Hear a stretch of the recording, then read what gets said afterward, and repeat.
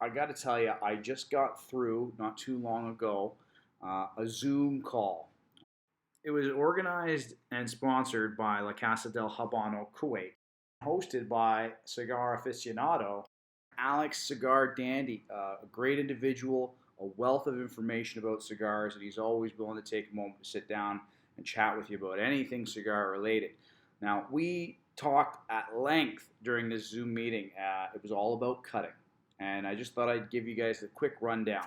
So essentially what we figured was that based on the room, there was probably about 50 or so folks that joined us for the Zoom call, and 80% of people preferred the straight cut.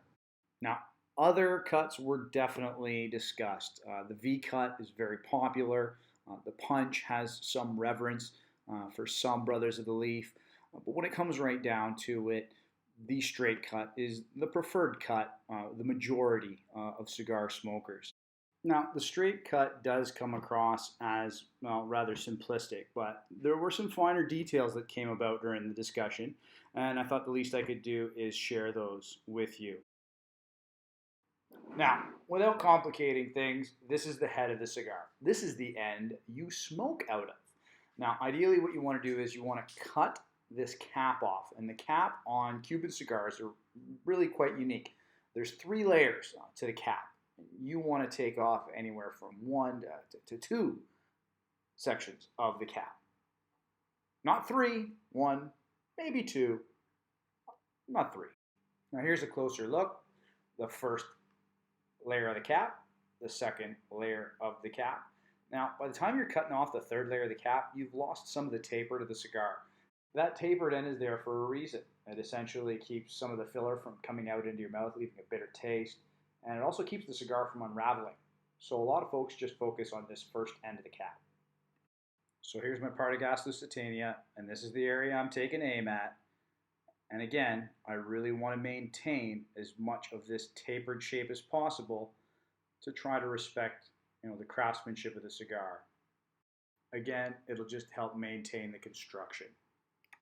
The cutter I'm using is nothing fancy. I picked it up while I was on holiday in Canada. I paid about $4 for it. There's definitely better cutters.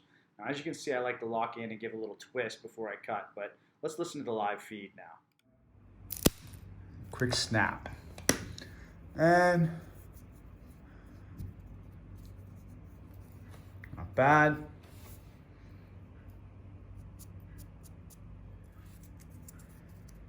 That's what we got left. That's that cap.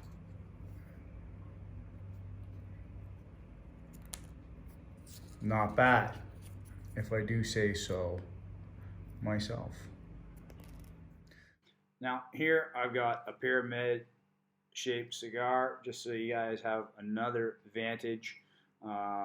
Again, you can still see there's layers to the cap, and again, we want to make sure that we're cutting in the first or second layer. At the end of the day, it's your cigar. You can cut it any way you like, but by keeping some of that shape, maintaining some of that construction, you're really just kind of respecting the craftsmanship and ensuring that you're going to get a good smoke. Love that snap. So that's it. I mean, I'm sure I'm going to get lots of comments. Some are going to say I should have taken a little more. Some say I should have taken a little less. Some are going to say I probably should have had a better, sharper cutter. And they would certainly have a good argument. At the end of the day, it's your cigar. So whether you're a straight cut, a V cut, or a punch, whether you bite the end off your cigar, whether you dip it in a little bit of whiskey or you enjoy it with some coffee, we're all brothers of the leaf. And I think we can all agree that time with a cigar is time well spent.